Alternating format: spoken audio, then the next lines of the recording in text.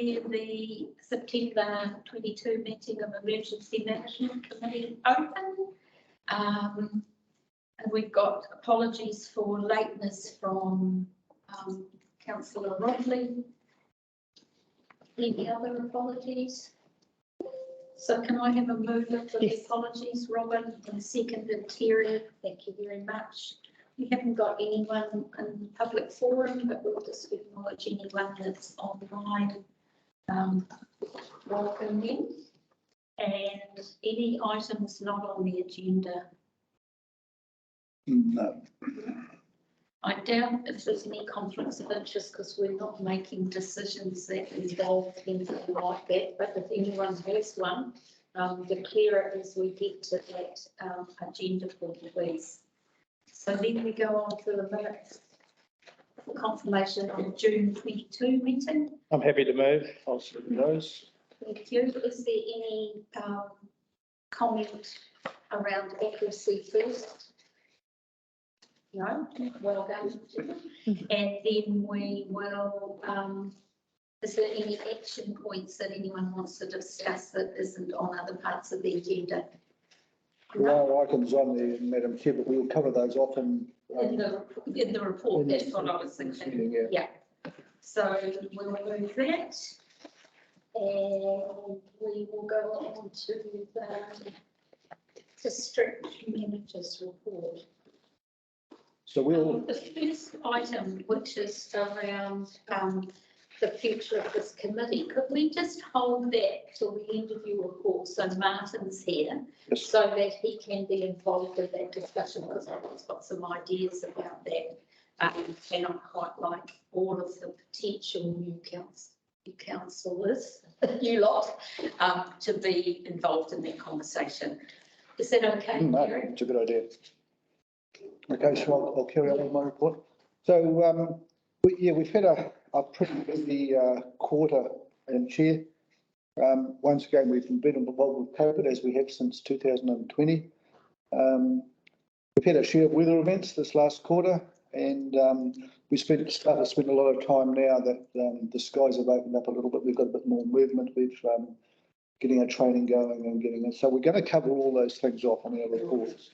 And a couple of big projects like the alerts and that sort of thing that we'll cover off as well. And including COVID, as I said, the girls have had an update yesterday, which we need to pass on to the committee. So I'll go to my report on page 10. So we've made good progress on the TCDC emergency alerts. This was called Whisper. We've dispensed with Whisper. It's now called Alerts. And Pam and Helen will cover parts of it off in more detail during the work program. It was scheduled to go live, but the thing is, we've had experience with the IAB device, which took 4 years in the making, and we eventually canned it because things just didn't come together. So I'm the brick here for these girls. I'm the one that's slowing it down, making sure that when we do go live, it's going to last long beyond us. So that's the reason for it. So Pam will talk about a new date, which is later in the year. Well, it's just next month. So we've had 7 significant storm events, and we had 5 within 6 weeks during July and August. They were quite problematic in terms of they were quite expensive for, not so much for council, but for NZTA especially. They were very disruptive, and we had to activate on three occasions, and it was just one after the other. So pretty much that whole sort of 6-week period, we were just on alert and managing media and everything else. But incidentally, what it did do, it brought to 55 the number of activations that we've had in my time, which is when I started in 2013. And just a point of clarification, an activation is when we need assistance. So when the 3 of us can't manage easily, we need extra staff, or we need outside staff to come and help us. That's when we activate. So there's probably another couple of hundred non-activations, Yeah. tucked away there that we've just got on with that no one really knows about.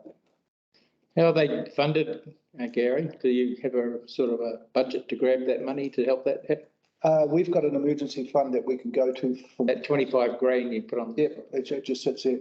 When we do activate, 90% of those activations we use internal staff, and our emergency management partners, well, they don't charge us at all for anything. So what we do is we just bolster up the intelligence around what we're doing, just so we can get a better handle on things. But primarily, it's just an operational cost that we just absorb. The big thing is for us, when we do activate, it just takes time. No such thing as a 9 to 5. That's the only interesting thing. So we've got to make sure that the staff recover and get enough rest before the next one. Just as a comparison for the committee, like who else would have had 55 activations since 2013, like the West Coast, and sort of getting hammered right now. But are we right up there in terms of the council's most effective? I would say we are the top. Yeah, we certainly would be regionally, wouldn't we? We have dozens of small events that just go on and on and on. And but the Nelson Bays is just a major, it just hits them and knocks them for 6. That's a full activated, and that's a national emergency. We're quite lucky. It's very hard to compare the Coromandel to other parts of the country because of our spine geographical system. We have a huge amount of rain, which drains very, very quickly. So our impacts are less, and they don't last as long.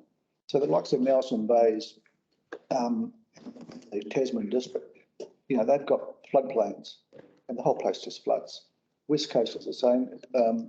Helen can talk about that too. The West Coast have got nothing. They've got no emergency management infrastructure to really deal with it like we have. So when were you down there? 2021, December 2021, November. So that it's just small councils. Yes. And so, when they have a civil defence response like that, and I think the difference, like you're saying, Gary, is ours is mostly weather events. So the road closes, communities are isolated, and as long as it's not, 31st of December, it's an easily manageable event, mostly, not very often needing a welfare response. That West Coast activations, I've had 3 now, huge. You've got a settlement between 2 rivers and the whole town's flooding, and it's low decile properties. Yeah. Bridges washed out and all sorts of, which are major sort of infrastructure. Yeah. So we are quite lucky, and well, not lucky, but the thing is we are more resilient on the Coromandel than a lot of other communities. Slips are big things for us, aren't they? Yeah, but the thing is, once again, we work, we can talk about training, but we train Higgins staff on emergency management. Yeah, I read that they've So, our relationship with all our partners, because, it's in my report later on, is relationships is what makes us successful. Yeah. And Higgins are just so good at what they do. Ventia are so good at what they do, and they preempt, we communicate before an event, they move machinery onto the peninsula, and, I don't know whether other places do it, but, we are much more mobile and much more engaged with our partners. And that happens, relationships don't just happen though. So acknowledgement to you people that you make that happen. It's the priority of our. And you invest in that, and you would repair if there was damage to a relationship, repair a road. Yeah. And so I think that's sort of what some people might call soft infrastructure, I think is absolutely crucial and needs to be affirmed. Well, it is, because you look at the likes of what Pam does with her community response group. Yeah. Like it's almost a personal relationship with every community. Helen works a lot within the welfare space with all our partners there, and I sort of do the other emergency partners and the politics and that sort of stuff. So between the 3 of us, I think we generally, we cover the bases okay. Okay, so so just going on. So one of the things we did with this the latest storm was, we focused on a couple of things. One was our rapid assessment, our rapid impact assessment. We needed to get that running much better. And now that we have Brian Carter with us, who's training to be a controller, is that Helen and Brian and Pam got together and we used 12 to 15 staff and contractors to go out at first light after a storm. And within 45 minutes, they reported back in. Pam had her community response groups back in. So by 9 o'clock in the morning, we knew what we were up against. And that was gold for us because one, it put us ahead of social media, and two, it gave us really good direction, way to go and which way to prioritise. And we could do the media stuff with a lot more confidence.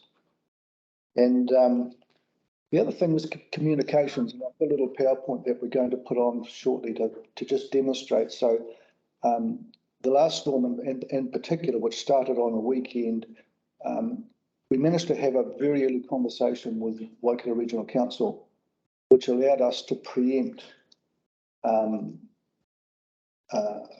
posting, notifying the public what was going on, and we had a huge reach. And I'll show it off on my PowerPoint as to the power of TCDC communications when it gets going and is ahead of social media, because that's one of our biggest problems on the Coromandel, is that we've got about 5,000 media experts on weather, and all different. Yeah. And of course, Met Service is the only trusted media organisation that we use. So yeah, so right down the bottom, it's the core function of emergency management is to keep people safe. So we can communicate with them early and accurately and get them to be more resilient through their community response plans and everything else and preparedness. It makes our job a lot easier. One of the big focuses on page 11 is that, once again, Helen will talk to this in our work program, is that we've done a hazards and risk report for every community on the Coromandel. So this is a snapshot of every community, where the hazards are, where the risks are, and so that if we do get a major event, we can just quickly go to it. We know what it is, we know the population, we know the density. So once again, when we're all gone, someone can pick up the report and say, that community is this. There are the risks, and we know what's going to happen there. Just a random thought. So would that report also sort of identify and say the previous times when we've had rainfall of 50 mils or 80 mils or something, then such and such floods, or does it sort of get into that sort of detail of? Yeah. Right. Okay. So Helen's got a PowerPoint for that, and she'll talk to that, and we can go into depth on that, because it comes down so far, because you look at the industrial area of Whangamata, which is growing. One of the things that Helen did is she went in there to make sure that everything nasty in there was mitigated and accounted for. So it was a discussion with fire service about gas there. And they said, yeah, we know about that. That's so, so those sorts of things. So it was quite level, but was quite low level. But Helen will go through that with us, and pleased to have it. It's live. It'll be updated every couple of years now that we've got it done. Also on page 11, this part of the report is out of date. I prepared it before I went away, and we've since had another update from NIWA. What we are doing is heading into our third NIWA La Nina summer, and so it'll be the third one in a row, which is quite unusual. So we're going to have a similar issues with summer as we had last time. So once again, it starts early. It'll be late November. It'll kick in, go right through to May, and then we'll have a share of rain. We may have a share of thunderstorms and so forth. So yeah, so a drought is unlikely this coming year, according to NIWA, but we won't know for sure until the October, November, December, or the November, December, January report is out. So that Does that mean we'll be likely to have water, potable water issues? So we discussed that yesterday with Lorna. I joined Lorna's comms team and we did discuss it, and probably we know that we're unlikely to have a major drought, but potable water and promoting water tanks and all those sort of things. And water conservation, I think, are very high on Lorna's agenda. Lorna's online, maybe she wants to speak to it. Good morning. Morning. We're just talking about the potential risk of water and how being on the front foot in terms of all that prevention stuff that you people do well, I think is really important, because whether it rains or not, I think people need to get into that, into their heads that water is a finite resource. So, yeah.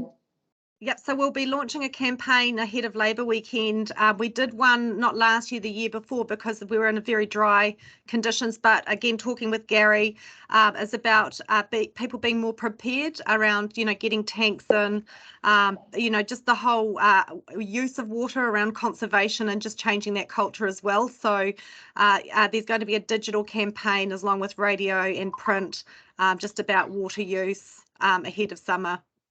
Cool. Thank you. Makes a lot of sense. It was very successful when we did it last time.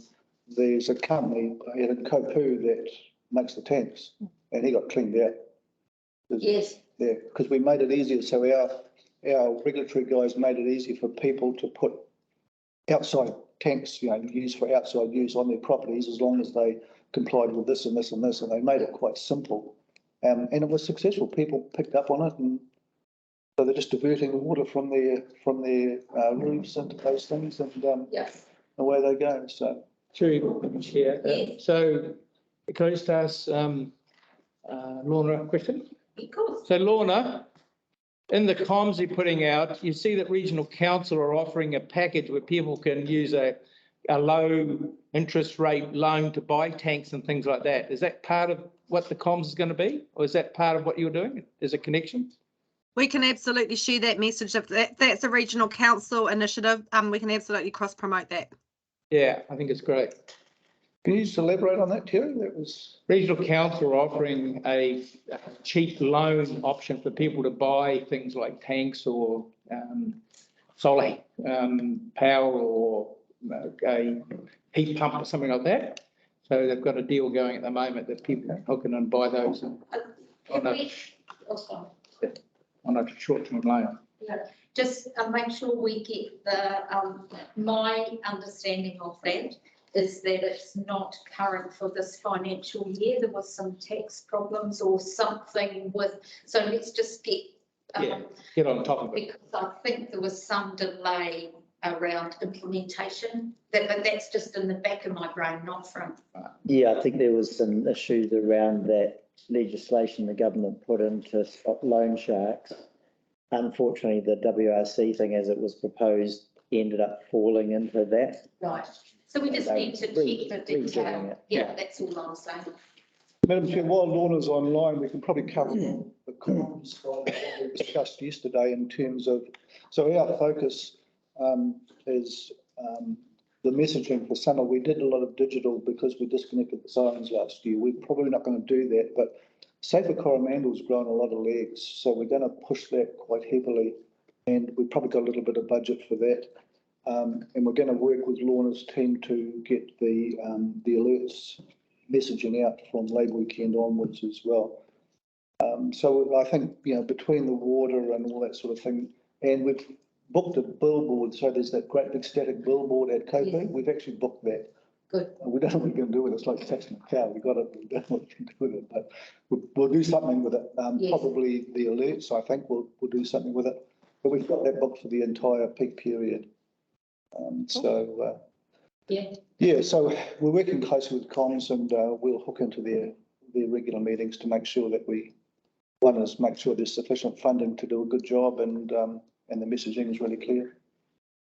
Just a question, do you think that with talking about people restricting their water use, do you think the fact that Auckland had water issues for the last year or two, and we're getting a lot of visitors, and people live here from Auckland, do you think that that's kind of But they're now like, oh, okay, so I'm used to conserving water at my main house in Auckland, and I'll carry that on when I'm on the peninsula. Do you think that's had, right? No doubt that that culture has come.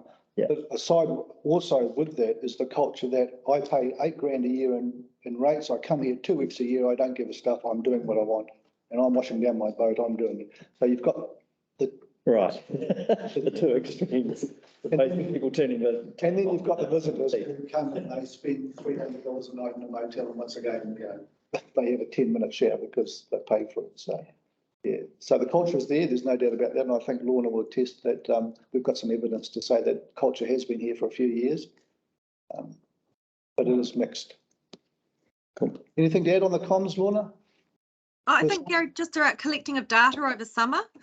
So we'll also have a collection of all the wastewater and water data. So that will also give an indication of use. And then in the wider side of things around just population numbers around peak summer. So we'll be able to collect that data as well to get a steer on the numbers that have been here over the peak period and into those other shoulder season sections. So what we've done is we've started our summer planning this month, and that builds up and gets quite serious with our contractors in November. But we do need water, wastewater data. We do need all the economic data to combine so that when we come back to the CE or the council next year, we can say this is what happened with some degree of accuracy. Yes. Sorry, what other? Oh, sorry, Sally, you go, and then I'll add something else. You go. Oh, I was just also going to mention that there is the government are opening a freedom camping fund, and one of the things that we've applied for historically and has worked very, very well is ambassadors. Because they're also sharing not just information about camping, but, fire, all of those sort of health and safety messages. So that's another thing that we'll be looking to apply for this summer. And it's local sharing, local information. That's good. Yes, so we've got, we're gearing up, and I mean, this is the 5th year in a row that we've done this, so we're getting better at it. And I think what COVID exposed for us was the extremes of our some communities having very poor water supplies and not having any resource to fill the tank up, fire the tanker, and people that are very, at the other end of the continuum. And I think COVID exposed this group of us more, and our partnerships with Te Korawai and stuff. And so I think let's not forget them as we prepare for the people with the huge water sports toys. We've got these people as well. Yeah. They do a very good comms around wash your boat every 2 days, and it works pretty well. So they leave it a day, it's fine, and just every alternate day, and they do normally the water restrictions every 2nd day, so it works pretty well. So the bore water at peak period, there's water there. It's just about getting it into people's heads, and once they get their heads. Cool. Thanks. Thank you, Lorna. What we do have to be cognizant of is that one thing we faced is in some of those lower deprivation communities is that they ran out of water in their tanks. They had no money to fill their tanks with fresh water, so they were going to the streams, which were full of E. coli and rubbish. So we do have to intervene, whether we like it or not. We do have a responsibility to say, okay, we'll do it once. The trouble is with those communities, if someone sees a truck coming up, everyone's hands goes up. So it's $150 can turn into 10 grand really, really quickly. So, but you could spend 10 grand in the health service really, really fast. And I know that we're not responsible for that, but as a community, I think we have to. But we're guided by Frank here, and Frank's very good at filtering that to a point where he comes along and says, I think we need to do something. Right. So you've got the political squawking going on at one end with those communities, but then Frank's quite a good moderator. Yeah, cool. So, we will be, if we have to, we'll make sure people We're going to have to do that once, I think, the first time. Oh, man, Had to put the brakes on after doing it once a few times. we Right, filled cupboards of tanks. yes. Yeah, no, we got right into it. The thing is, the government came along and helped pay for it. That's what I'm saying. There was that scheme. Yeah, Suzanne Bell's fronted up, and I don't know what our bill was. It was quite high, wasn't it? It was 50, 60 grand, I think, for water. And that was linked with COVID. It was a requirement for people to isolate in their homes.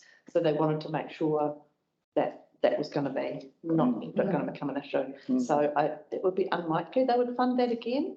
But I'm saying that, the Waikato Welfare Coordination Group, there's other ways we could, tap into, even like Here to Help You and things like that, use other means first before council might have to fund it. We've got a bit more of a network now. We direct them to other funding sources out there, yeah. Because MSD are very keen in this space. They've grown in this emergency management for people's space. It's progressing slowly, but it is progressing. No, I think that's the future of local government is in this direction. So, okay, so we'll move on to the work program, and So can we just go back to the Emergency Management Committee? Can I cover that? you want to do? Oh, yeah, Martin's here. Sure. And Okay. then we'll get on to the work program. How does that sound? Last time we were together in May, we talked about, and this is Gary's report, and I'm taking license because this is my last meeting, so I'm taking over. So there you go. We talked about what our recommendation would be to the new mayor and the new council about this committee, and we were acknowledging that it was often not a long meeting, etc. I've been thinking about that, and just like what I said before about relationships take time and energy, so that you have credits in the bank for when emergencies happen. I'm just thinking that if we don't have some kind of more upfront recommendation, well, then it won't even get considered. We're not committing anybody to anything. It's a recommendation. And so we've worked on a resolution. Can you just pop that up, Jenna? And then I can talk to it. So what I'm suggesting is that you don't know how useful something is until it's gone. And so just so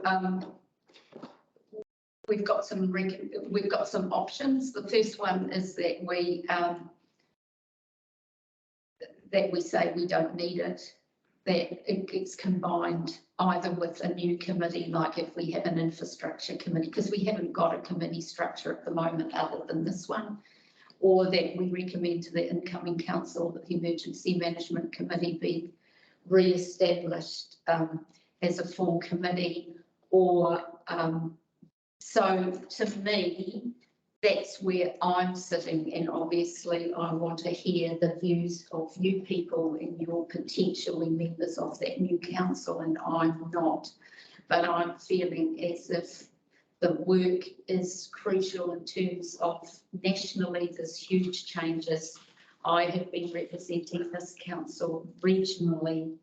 That will be a new person, Hugh Verco, who's been the chair of that committee forever, like dinosaur material, even worse than me. He is changing. We have a new CE.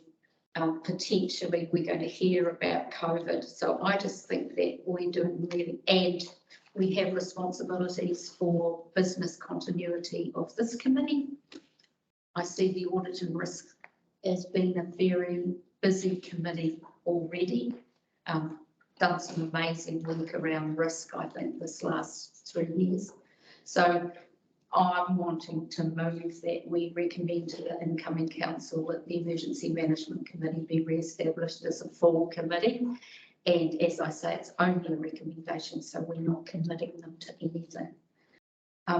Before I get a seconder, can we have a discussion about that, and then I'll see if there's a seconder. Go, Martin. You go. Yeah, I would tend to agree with resolution 2.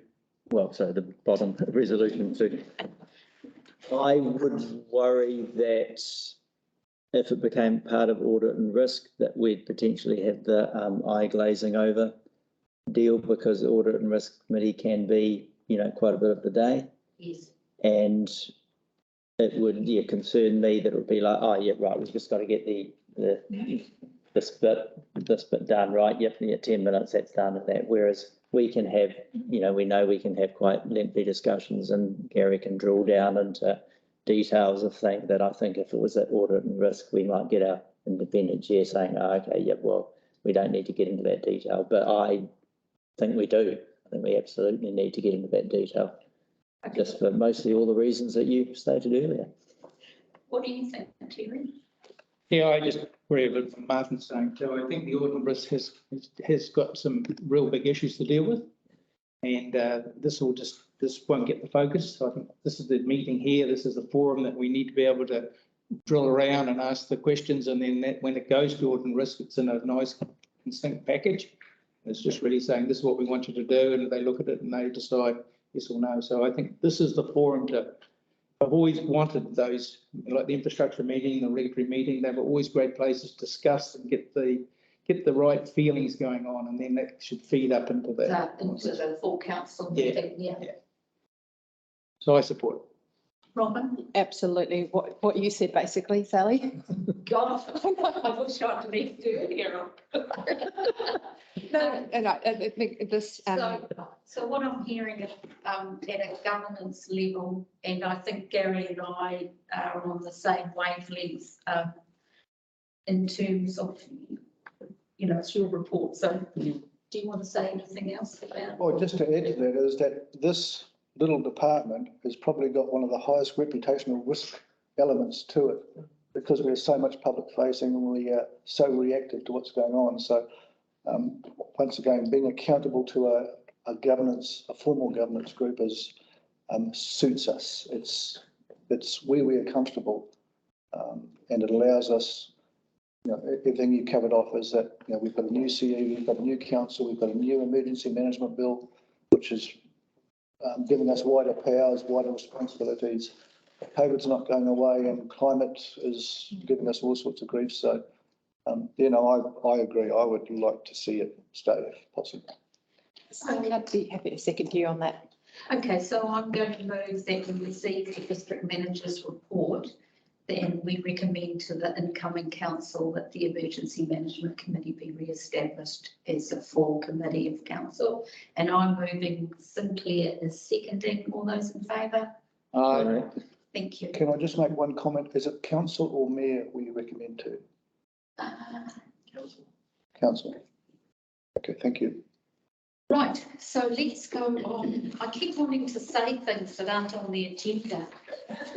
You go, that's good. No, I've got a members report, I can go then. Emergency, the work program, let's get on to that. Yes, so the work program, we'll start with the tsunami evacuation project, which is the underlying project for everything Pam is doing, and that'll segue into the alerts. So Pam's got a couple of PowerPoints for us. Are you able to put up Helen and myself? The alerts first. This one? Yes, that one. Thanks. And the PowerPoint clicker is at the front. Thanks, Helen.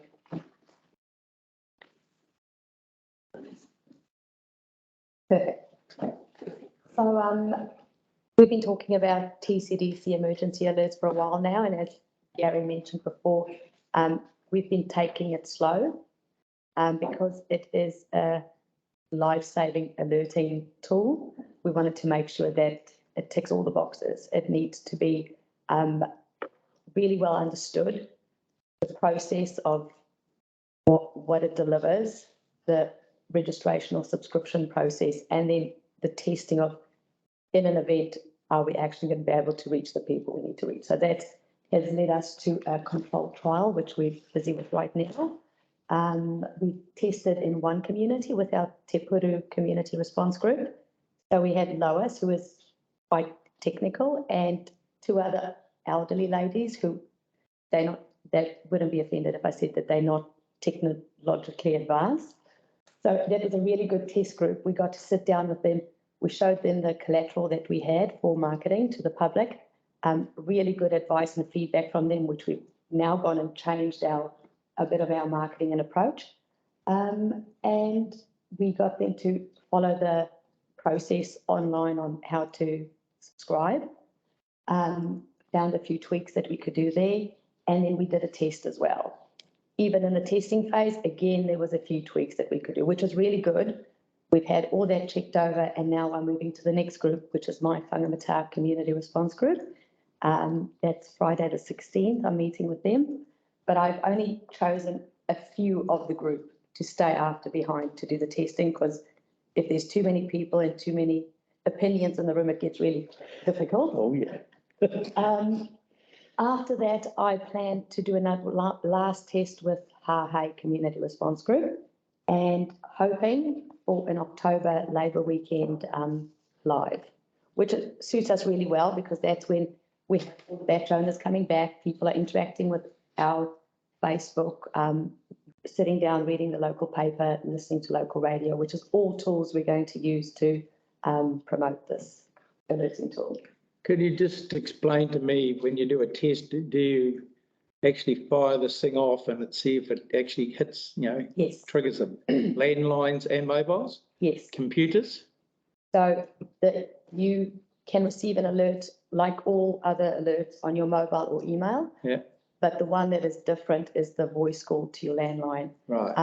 And all of those are tested. Okay. Yeah. Just explaining our marketing campaign. Amy in comms has been really, really helpful and patient with how long this is taking and the process that we are following. We've got a comprehensive social media campaign, radio slots, print advertising, email marketing. We're going to leverage a lot of our community response groups. I think it's really important to use them to identify who in the community really needs this. Everybody's still going to receive the Red Cross Hazards app or the EMA, but we really want to find those people who don't have those things, who still have a landline who we can call, and then also setting up a process to actually help them, maybe through libraries, or we have a bit of an open day where we actually sit down and help them subscribe. Do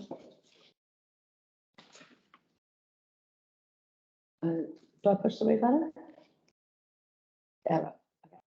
Here's just an example of the kind of media we're going to use. We have a big full page ad over here. There's still a few tweaks that we need to make that I've just seen this morning.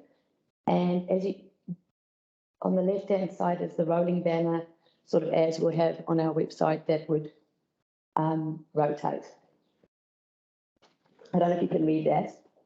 I haven't printed it off today, but because this is not the final, but just to give you an idea of what it explains. Any questions?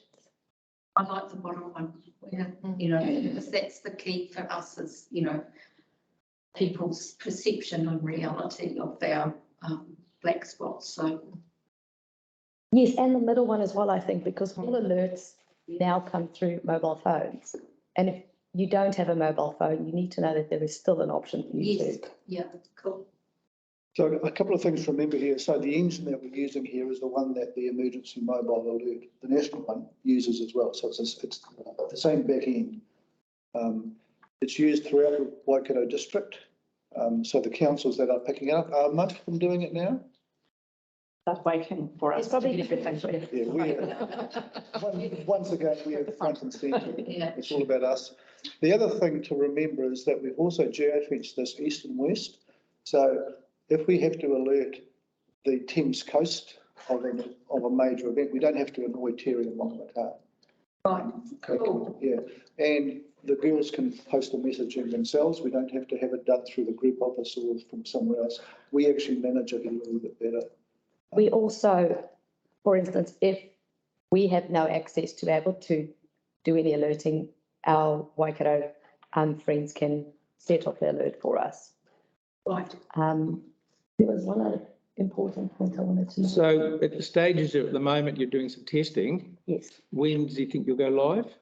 Labour weekend. Labour end of weekend. October. Yeah. I'm going to be asked those questions on Sunday, so I need to have these very clear in my mind, because Pawanui is still obviously, pretty keen, and this all falls on the fact if we get this right, it's fantastic. If we get this wrong, they'll be saying those bloody sirens are the way to go. And Very well aware of that. And what I think about that is that, because like I live up the hill and they had those teeth sirens at the park. Yeah. And I didn't hear them, and one of my family was having an afternoon nap and they didn't wake up. And I thought, and we have people in our cul-de-sac that we would need to go to help if there was an emergency, and we know in our cul-de-sac who those people are. So they hear the siren, but they still can't move if nobody's coming to get them. Yeah. So to me, the siren does nothing other than get you perhaps off the beach. But if you're stuck in your house, your anxiety goes up because the siren, and that's where our Community plans. they're not just Pam's, everybody's, so to me, so you've They've been, got to work together, but both have got to work well. well, we're saying that in this day and age, sirens aren't. World War And II. we're going, and anyway, sorry, I'm getting excited now. Nationally, we're going to get the information. These people still haven't worked out how they're going to get the right information to know when to press their siren. And yeah, I guess also like a message that comes to your landline saying, tsunami alert for the Firth of Thames, could be up to a metre, blah, blah. Then the people in your cul-de-sac are going to go, okay, sweet, I don't have to do anything. No, make a cup of tea for the people that are. As opposed to the siren goes off and people are going, well, I don't know what that's for. That's why the new Do I have to siren, get in my car? Yeah. that's why the new siren standard set by NEMA is very clear. If you're going to have a tsunami siren, it has to have a specific tone. That would be the same one everywhere around New Zealand, and it has to have a voiceover. So it's not just make a noise and scare you. It's make a noise and tell you what to do Right. or where to go to get further information. Right. If we had millions of dollars at council, I would say, right, yes, maybe a siren on a beach. But it's been proven not just in New Zealand, but internationally, how ineffective an outdoor alerting tool is in terms of reach and, yeah, so this is, and we're not going to promote this as the be all and end all of alerting, because for people to be resilient and to act on in emergencies, it's a spectrum of things that need to happen. It's not just about the alerting, it's them. What if they're alerted, but they're not ready, personally ready? What if they're alerted and they don't know where to go? So it's the education, it's alerting, it's how you alert, it's what you do after the alert goes off, and the information you provide after that. It's the response, the recovery, it's a whole process of things to keep people safe. It's not just one tool, and this is filling one gap, which is that small pockets of people that don't have mobile phone coverage. We all think it's for the tsunami, but it's really for a bunch of things, isn't it? Everything. Flooding and It's all hazards. fire and things like Yeah. that. So it's a more inclusive sort of Yeah, method. And I think that's the cell that we've got to try and put in. It's not. So the more and more we learn about tsunamis, the less and less the risk is. Yeah, Our scientists are coming back all the time to saying New Zealand is unlikely to have Yeah. a major. well, the Cubans got a big one, didn't they, a while ago? Yeah. And it didn't really have a great effect on the country. So wildfire and major flooding, those are the things that we have to focus on, and this tool is ideal for that. Yeah, okay, that's the cell. One more thing to add, this is also the tool we're using internally in our council to alert our staff, to check on our staff, because previously we didn't really have a tool to communicate. The public alert is a one-way communication only. We just put a message out, they can't communicate back. However, internally, we can speak to our staff and check on them, they can respond back as well. So TCDC emergency alerts is for public alerting and business continuity and staff communication as well. cool. And we manage that process. What's the, sorry. No, go, What's yes. the lag period between the first and the last alert being received? Don't know if there is a lag period. We haven't received anything that was maybe, because we've tested so many times amongst ourselves and parts of the community, I would say Just not even a minute. I think the comment there is, it depends on the settings a little bit. If it's an email, when we did that test with Te Puru, one of the women, her email, she didn't get it for about 10, 15 minutes. But then that's because she's got a setting on your phone that it's only picking it up from the server and that time lag. The text, sometimes you wouldn't, it's like the EMA that comes out nationally. You can have someone's phone in the house go off and it's a few minutes later somebody else's, but it's not 10 minutes or 20 minutes. It's. We haven't picked up a massive lag, and maybe email, which was one. All our other emails came through pretty much immediately. It was no longer than a minute or two difference. But just one other thing to add, the voice calling option, we have a function in when we set the messaging is we decide for how long does the message keep being delivered. So if they don't answer, how many times do you keep ringing back before you end? Yeah. So it does have that option. If you don't wake up the first time, it might ring again in 2 minutes. So there's a big move now with fibre that, landlines are going out everywhere. Copper's just about out the back door. So that will affect, or that will change the numbers any rate on who are connected and who are not. Is there any other types of phoning that does like satellite mobile or any of those? Does it pick up any other just normal cell phone? Is that the only modem? Well, we've been told, because this is a question we've been preempting from the public, is what's going to happen when analog is gone? And it is a question we have to pose back to the mobile phone providers. They have made promises to their customers that they will not lose connectivity. So at that time, when that happens, if that is your only means of communication, the telcos have promised to keep them connected, however that's going to be. We would then just move along with that process, but we can't preempt what that's going to be. But it has been considered. So do you talk to the telcos about this? There's a lot of 5G going on at the moment, excitement around that. We've asked them to try and fill up the gaps between the towns. I really like to put 5G in the towns because it's all about their business. But they're very poor and, getting service, say, between Tyra and Whangamata is crazy. You can't even get it. They've actually come back and said they're going to put a tower out by State Highway 25, where the 25A is. So I thought that was fantastic. But do they talk to you about this, trying to get that communication out into those areas that are struggling? So the communication that we've had is through the Rural Connectivity Group, and they have the national contract to enhance coverage throughout New Zealand in these spots. They've been on our peninsula probably for 2 years now. Unfortunately, they've had a bit of delays with COVID and stuff, but they're really progressing really fast in terms of the sites that they are going live, and that covers their towers is supported by all three main telcos. So, yes.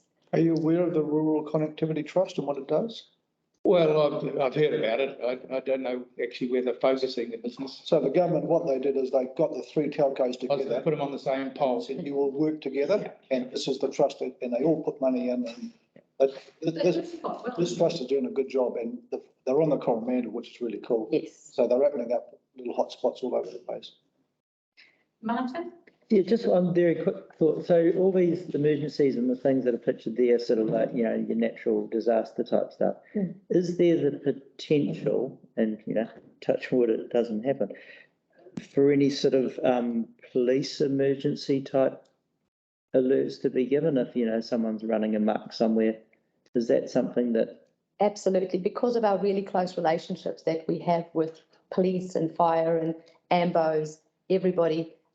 We regularly meet with the Views Group, the Eastern Waikato Emergency Services Group.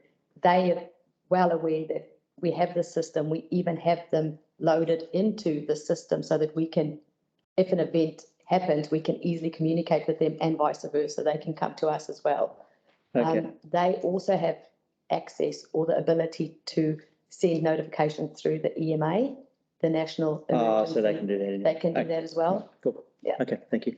And they also have access to the Red Cross Hazard app, just as Med Service does. Med Service can Right. send out notifications through that. We all share these platforms.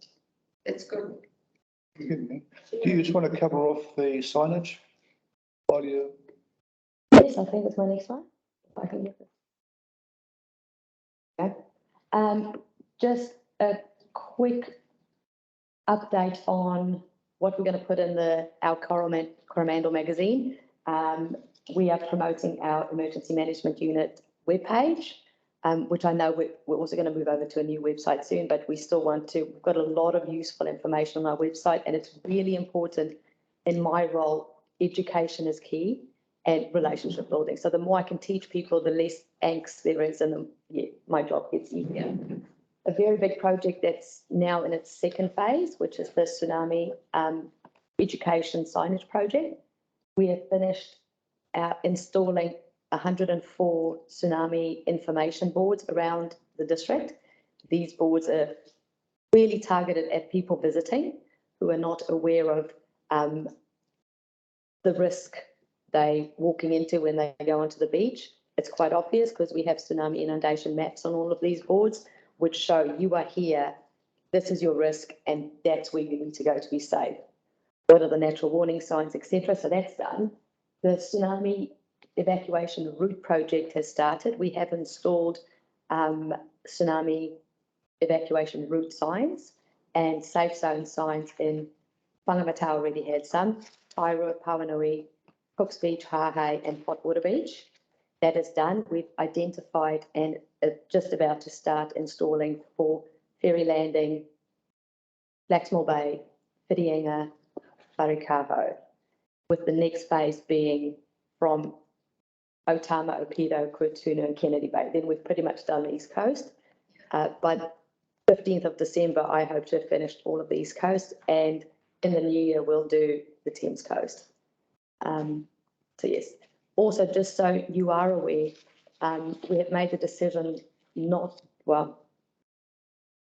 are not able to direct people with these evacuation route signs because I feel that it will put them in danger because I don't know where people will be at the time. And if I'm putting a sign on a road that says turn right or turn left or go here, I might put people in harm's way on the day.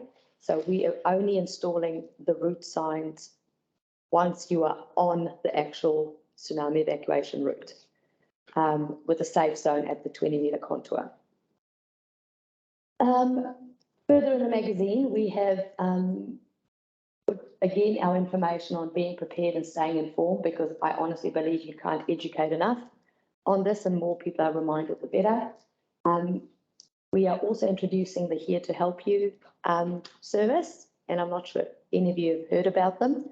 This is a wonderful concept that was born out of the COVID response. It is fantastic for social welfare. It takes away all the barriers of people not wanting to call MSD to ask for help.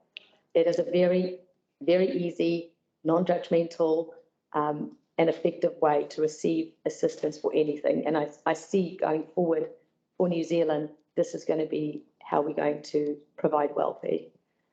And we have really good relationships with the service.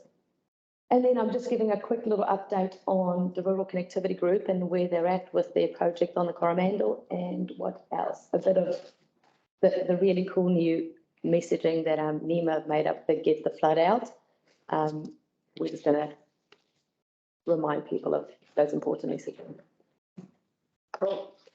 Thanks, Pam. Yeah, so a lot of background work coming to fruition there, really good. We're still going on that. We're still going on that one. Does anybody have any questions? Thanks, Pam. Okay. Huge amount of work. So we'll hand over now to Helen to do training in her part of the work program. She's got a few components there, so. Just a couple of highlight a couple of points in the work program. One is training. It's been a real focus since we've been able to deliver face-to-face training again, thank goodness.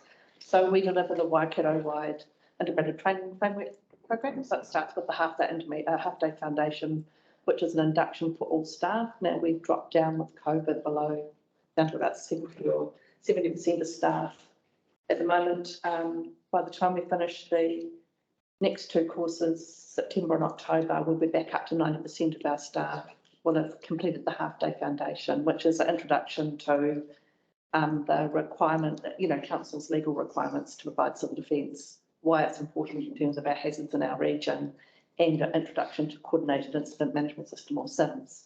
But it's also our opportunity to inspire passion in our staff for civil defence and come along and do the next stage. And then after that, there's a 2-day intermediate, So we've got just over 25% of our staff have done the 2-day intermediate.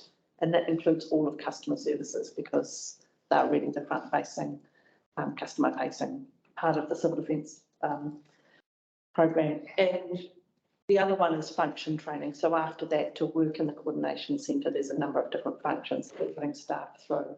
But as we highlighted before, we also work with partners, Ministry of Social Development and Higgins, 2 at the moment we've done training plans with.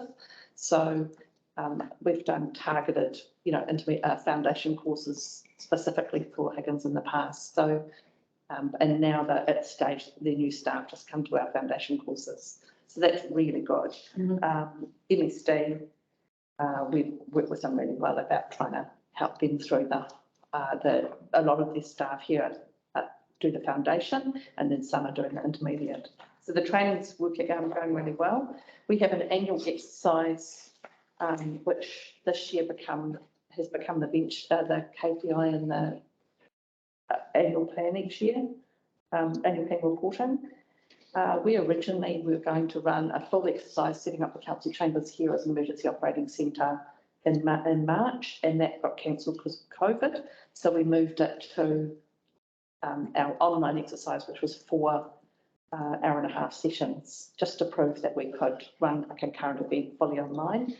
So that was still measured, and we got a 45% or early developing score, but which is fine because we didn't exercise all the functions. We only did the first hour of an unfolding event, and it's the first year that we can build on. So if you took it out of our potential score, it was 45 out of a potential of 75%. I just have to say that because I think we've got a really good team. Yeah. But what it proved out of that is that we can run a fully online EOC.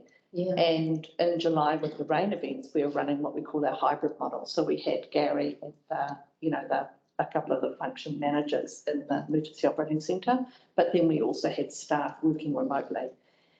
That meant our pool of staff is increased because we can now pull on people from Whangamata and Whitianga and Coromandel Town that are, distant to the emergency operating centre, but still completely able to be contributing. And the key to that is our online status boards and our online emergency operating centre sitting with an Office 365. So the online status boards we're now part of the project working with the Waikato Civil Defence, making that the template now for the whole of the Waikato and all the councils. So that's really good. Following on from this, emergency alerts and the communication with that to the public, that links in a little bit with the work we're doing with BEMS. So we're working with them. Originally, a few years ago, we were going to be doing open days with Manaia and Kennedy Bay Marais, and that got postponed until they're more comfortable about having people on the marae. Kennedy Bay are a bit more open to that now, so we're working with them about doing an open day, hopefully at the end of this year.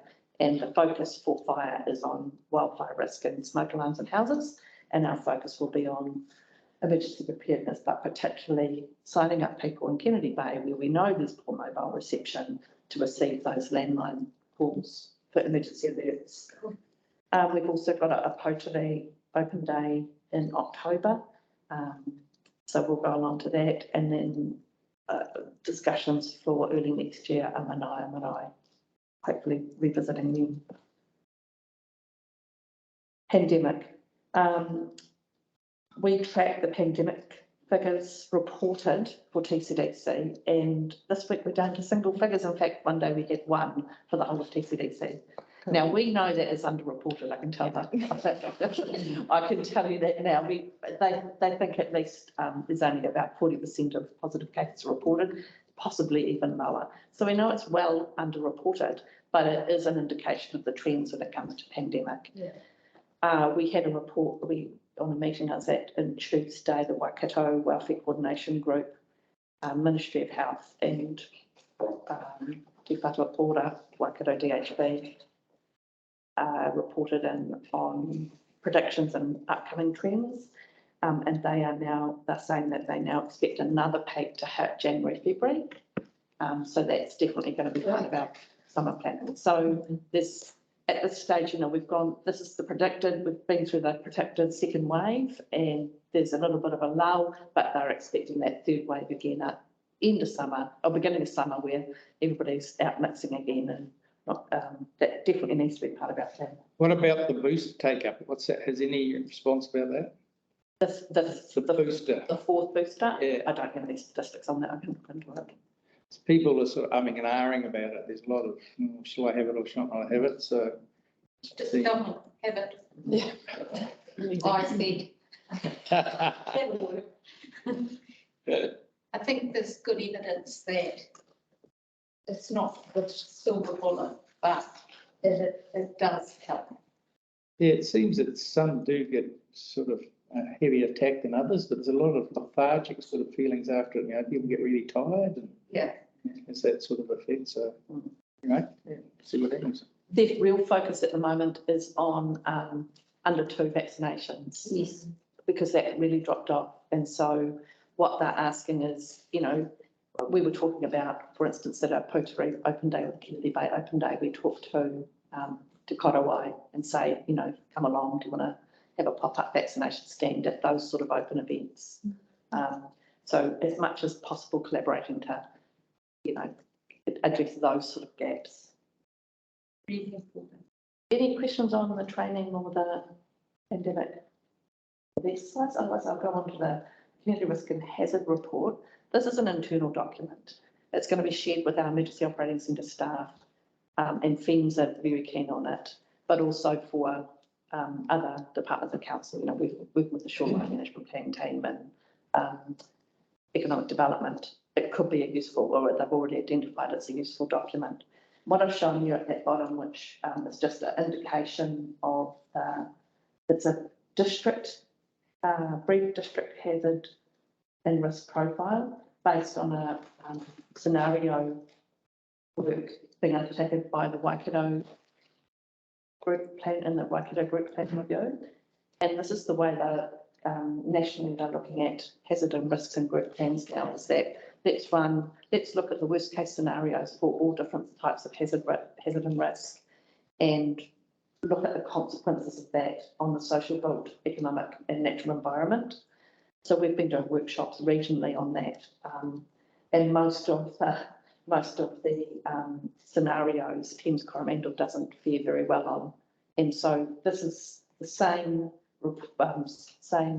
survey, but from a Thames Coromandel District Council perspective. And as you see, that Hakarangi subduction zone earthquake and tsunami at the third line would be the worst one for us, but they're looking at about a really high 8.9 earthquake on the Hakarangi Trench. Similar impact we'd see from a Tonga Kermadec earthquake of 8.9 if it's about level at the top of New Zealand. So an event like that would be extreme consequence. So the hazard and risk report covers a bit of a district profile. It has this table in from the Thames Coromandel District Council risk survey, and out of that we summarise the key challenges for our area, and then some of the mitigations that have been identified. For instance, the community response planning is a big one for that we know we can be easily isolated on our state highway network. So our communities having good community response plans is key to that. This report, as I said, will be used internally. Yesterday at the Waikato Civil Defence Professionals meeting, we had a briefing from those that have been deployed down to Nelson. So 12 from the Waikato went down to Nelson, and a couple of them put together key learnings from that. And one of the key things was they were working down in the emergency coordination centre, and there weren't any locals in their team, because by the time they got there at day 4, they had 3 nights of evacuation. So the locals had done their stint, they were burnt out, and half of them had been impacted anyway. And the importance of local knowledge. So this report, which goes into a community profile, it's just a 1-pager. It doesn't cover all the hazards and risks. it just talks about this and this community, this is the demographics of the community, this is the infrastructure and any key vulnerabilities with the infrastructure. You know, there's no fuel station, or the water supply is run on bores, or whatever it is, the key vulnerabilities are for that particular community. Talks about the black spots, if there is mobile communications, if there's emergency services present in the community, and then it goes down to a few known risks and vulnerabilities. So that question before about historically, do we know that this, you know, floods at this point? Keeping it as brief as we could, so it's just a snapshot. It also, is that we include there that I work with Frank to identify the main iwi that we would work with that community, but there is a definite rider in that not all iwi are represented in this report, because in some, you know, these would just be the primary ones you'd start with, but definitely we would have to look at who's been impacted a bit more. And then the bottom, which is really important, is if there's community response group in place, because if there is, you know, that opens up a whole level of response Details. in details, but also opportunity. Did you drag some of the information out of SMPs for this? So it's a really good model to actually do it. And also the panels, shoreline panels members had really great local knowledge. So that'd be really good key people to log into if you wanted contacts in the area. So you really good information in those shoreline management plans. And I did, what has not been done here is replicated the other information. Yeah. It's referenced it. So where, I think particularly with Matarangi, Whangapawa, it's referencing that information in those reports. Yeah. Thanks, Helen. Thanks, Sheila. Yeah, that'd be handy to talk. So just on shoreline management and things like that. So now that the shoreline management plan has been implemented through Thames, so that's an area that the emergency management unit will be sitting at that table. Once again, just to add or just to put a lens over it, and to help with the implementation of it. So yeah, it's going to take a while, but we'll get there with it. Anything else you want to highlight, Gary? So just going through, there's a couple of other things, Madam Chair. So the crisis management team is, once again, it's going to be forward with the CE to make the decision, but once again, it goes hand in hand with the emergency management committee, because the crisis management team is an internal, like if we have a major sewer burst or a major water main that cuts off a town, we know that it's up to us to fix it.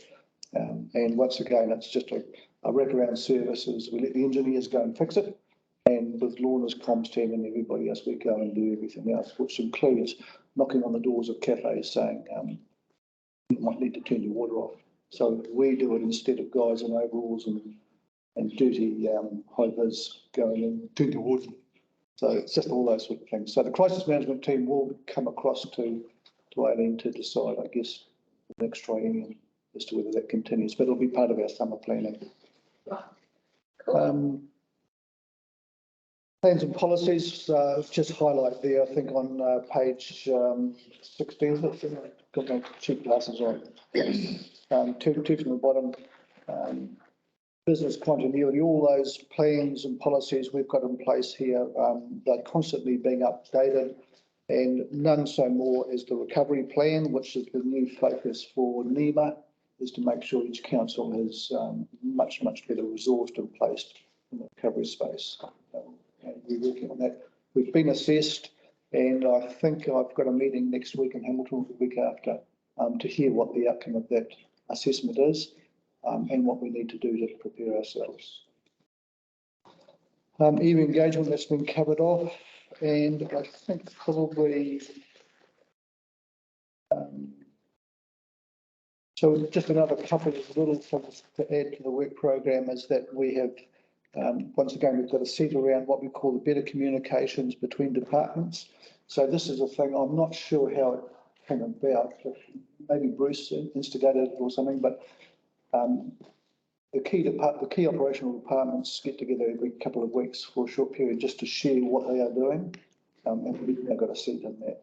And I'll give you an example why we've got a seat in it, so that there's a big structure plan in Pauanui.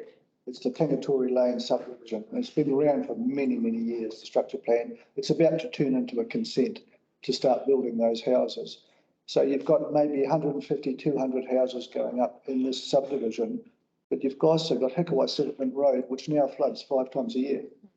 So we have to have our say here to say, well, we need to, okay, it's not about the structure plan or interfering with that. It's need to go to roading to say, can we pull that forward from year 10 to year 3 to have a look at, or what can we do with NZTA to help us fix that road, because it will need to be a causeway one year because the population of Pauanui is going to double. So it's just those sort of things. So, but this is all part of the emergency management bill, which is coming out, which is saying to councils, you need to get wider into that space instead of just leaving it to the consenting boys to get on with.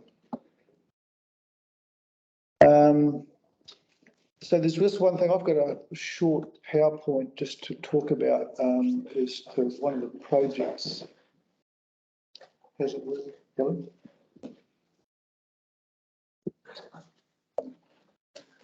So I alluded to it briefly in the in the intro. We had a lot of storms in July and August, and one of the things that we really focused on was trying to stay ahead for the first time ahead of social media, because they are quite interfering. And so, Are they ever useful? oh yeah, they are useful, but Yeah. they're also a pain in the ass. Yeah, I'm just getting the point that that's, you know. Yeah, what they often do is that Med Service is the official emergency alerting. Yeah. And then when the other weather stations around the country post stuff, or it comes from the Hawaii Centre or some other Met View or something else, and people post it, what they're doing is they're getting a model that is not the one that has been used by, so there's always different, there's about 7 different models that Met Service use. 3 of them are their main models. So that's a model there. So you see the model of the day. So what happens there is Met Service have 3 models that they look at, and they choose the one that is most likely. And that's what they post to us, or that's what they tell us. We post that, but then of course you get the social, you get all the other skews. But just a highlight here, I had a conversation with Rick Leifting on Sunday, the Sunday of the storm, which meant that we were first to know. Rick rang and said, this is a thing. And so we said, right. So I got hold of Lorna and comms, and straight away we got moving. And Lorna then pretty much dedicated one of her staff as a PIM, which is the Public Information Management. So they were focused. And we were able to post 2 really good posts on the Sunday. And as a result, we captured a lot of people, like we captured thousands of people. We then decided that we were going to stay ahead of it. So we got hold of all our emergency management partners and our staff and everything else on Monday morning and said, look, this is the thing, we've got to get moving on it. Rick at WRC, they got Flood Room Live up and running on Sunday, and we had communications with Met Service directly. So we were once again still ahead of the game. By 6 p.m. on Sunday, we had, as I just said, we had comms up and running, and instead of creating a new post every time, what we did is just added to it. So we just added a story, and it was rolling, and it really, really worked for us in the early stages because people were able to come on. If they hadn't been engaged, they were able to see what it was and scroll down. And then what resulted in that is that mainstream media came to us straight away because they saw what we were doing, it was authenticated. So instead of them doing their own research and everything else, they come straight to TCDC. So we were, comms-wise, we were really, really busy. So we fully activated on Monday morning. And this is how we activate. So you've got Helen and Pam's technology on the left, and you've got my technology on the right. And so between the 2 of them, it's perfect because what happens is that that's Office 365. So that, as Helen said, that's all the remote staff. So we had 6 staff in person, and we had a whole bunch of staff remotely feeding in information, which was being filtered, and it was coming through to us on the screen. And then together with Brian and I, we were writing on the board where the issues were. So when I was talking to the media, I would just stand there in front of my map and say, we've got, this is out, because we were writing all over it. So it worked. It worked for us because we visually impaired some of this. And what we focused on was intel, and we had our rapid impact assessment team, we got our emergency partners and our community response groups. Also, what we did really encourage was feedback from our partners. So down the bottom left, you've got Mercury Bay Area School, the biggest employer on the Coromandel. They've got, what, 1,200 odd students. So we call them, I mean, it's a big business. So we had to work with them. So we've got Ventia, Veolia, Powerco. We worked with all of them, and they were updating us all the time as to what was going on. With Mercury Bay Area School, it was all about getting the kids to and from school safely or preventing them from coming in, which was the buses. So we had a lot of conversation with them about that. But there was two-way conversation, but for the first time, we got real good impact from our partners. Our rapid impact assessment teams, they went out first light, and these are pictures that they sent in. There was another one, I think one of those might have been from Facebook, but this is what our staff captured and our contractors from being out there first light. That one in the middle is Corinne driving a company car through the water. But look, that gave us real good visual. And once again, first thing in the morning, we were able to say, this is what we're at. You're not going anywhere, stay home, blah, blah, blah. And once again, the comms was right, like within minutes of us receiving this, Lorna's team had it up and it was posted. It was tidy, it looked good, and we just had a few words with it. Mainstream media, once again, every time we have a major event, it's 5:30 in the morning and it kicks in. And it's either News Talk ZB or Radio New Zealand. And they are, well, it starts the night before, but I turned it off. But 5:30 in the morning, we're up and ready. We got huge impact, and it went right down to the Mercury Bay Informer. So everybody was engaged, but they were engaged with TCDC. They weren't engaged with all the other social media. They were coming to us. And not only that, is that comms had to, or the PIM had to diverse, because in Pauanui, we lost power. The road was flooded. We couldn't get a generator into the wastewater treatment pump station. Therefore, all those people in Tangatori Lane couldn't flush a toilet or have a shower. So we had to get comms to them straight away. Also, solid waste couldn't do anything. They couldn't get through the roads, and so we had to put comms out. So not only were they dealing with our weather-related comms were also dealing with their bread and butter, which is keeping people up to date. Once again, very instantaneous, because Veolia got hold of us and said, we can't get through. Straight away, I rang comms and said, bang, within minutes. 5 days later, this storm took 5 days to get organised. It was a real nasty one. But once again, we got some really, really good feedback. All of a sudden, we started getting bouquets because of the continuous good communications we had from people. And it's not, we don't get a lot of bouquets in council. In fact, we don't get any unless we send them to ourselves. So. But what this did do is just highlighted the power of TCDC Facebook. So we had our two biggest posts in the middle of everything going on. We got 34 and 32,000. But at the bottom there, you'll see that in those 5 days, we reached 133,000 people. That's pretty good for a small council's TCDC page. So it was just an example of that. If we are early and we're efficient, we are winning. It's hard work and it takes a lot of resource from comms, but we're getting there. And it's, that was just a quick overview of where we're at. Pam first and then Martha. I didn't want to chip in, but I just wanted to add something really quite practical, and part of that presentation was the Tangatori Lane, where the residents had to be communicated with quite immediately about they should stop, try not to use water, just wait a little bit. Through my community response group, I managed to call one of the ladies, and her husband got on the four-wheeler and drove to all the houses and delivered the message personally. So we didn't have to worry if they were going to see it online or whatever. We knew that on a four-wheeler, the message will be delivered.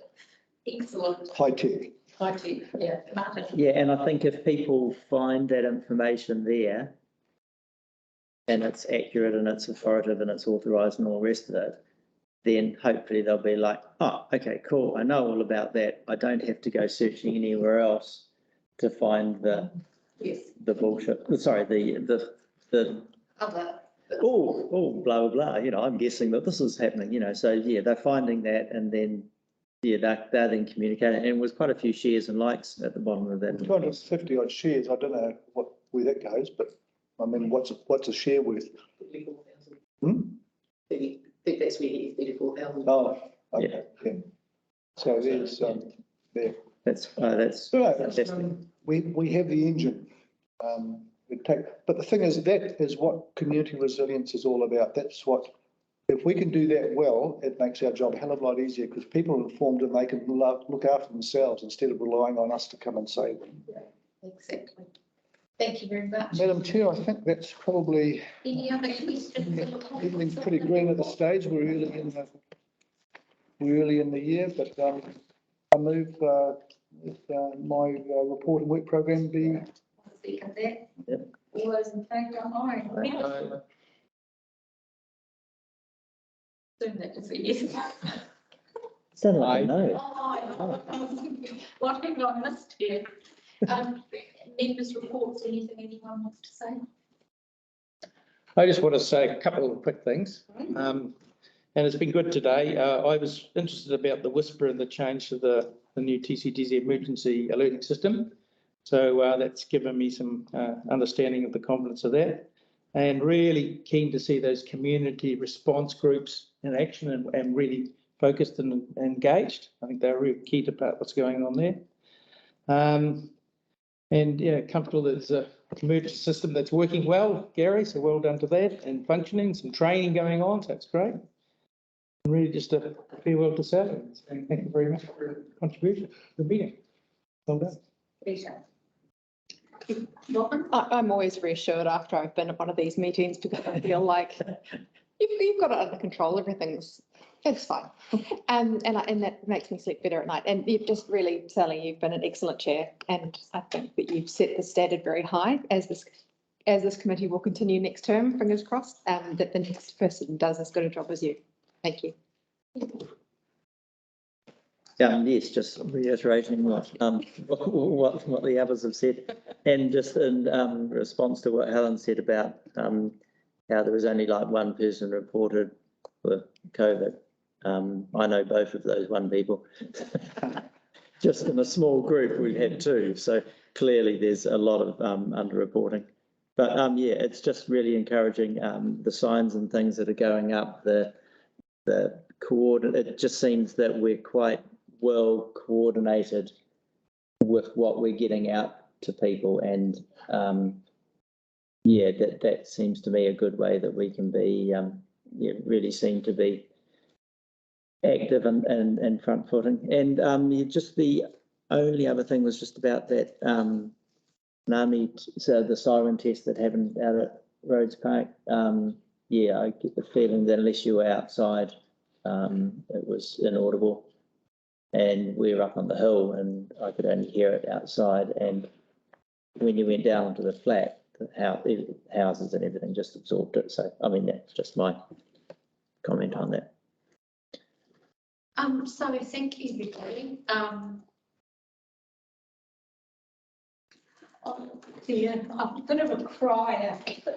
Guys, when I cry, well past attention, and I still cry. Thoroughly enjoyed the. I think we've mirrored as a team the collaboration that's needed within communities and other agencies to make things work well. And I think so. Thank you for that. I think COVID encouraged us even more to find out more about our communities and to find pockets that perhaps we don't meet every day in our ordinary day lives, and you people embrace that. I think, you know, my passion is health, and to me local government is all about health because it manages things that determine people's health, like water, etc., and community connection and things.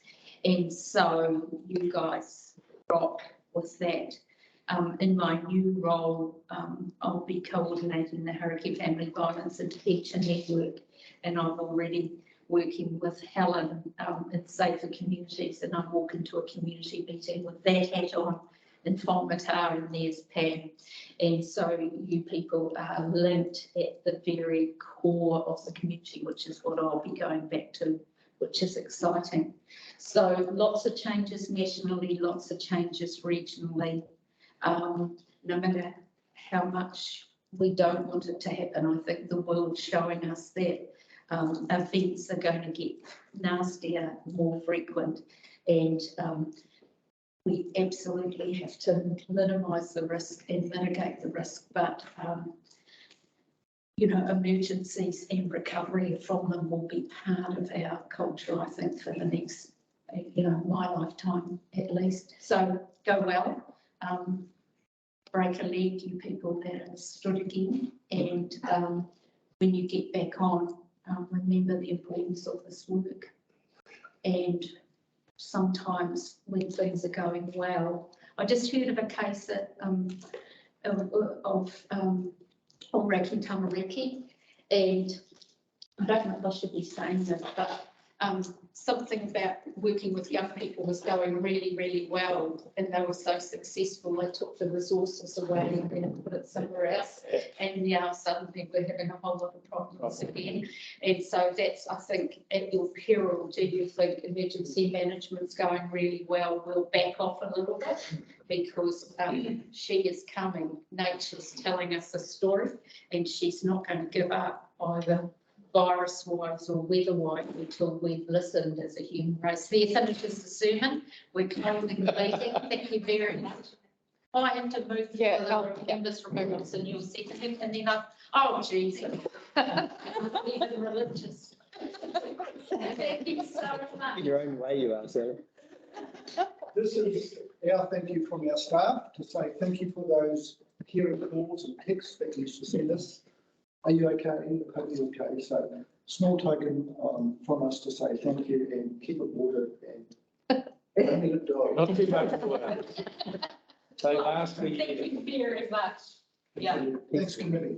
Really appreciate it. One that keep growing. Can I? Mr. Governance for keeping Oh, us. there's one over here. Sorry, because we're remote and this is the last meeting, I just wanted to say thank you from a comms a group manager perspective for all of your support to staff and also just engaging with your communities on behalf of our council as our heroes and our champions and our knowledge sharers.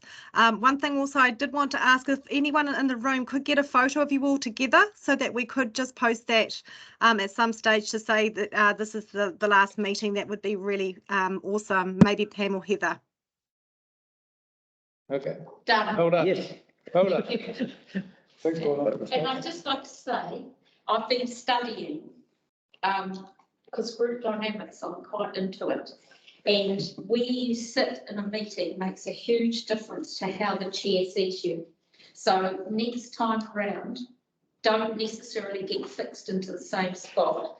I'm right-handed and by nature look that way more often than I look that way. So whether that, We've and so, noticed that too. I don't know whether it's to do with right-handed or left-handed, but where you sit in a room makes a huge difference. So think about that. There'll be a lot of chairs along there. As the chair.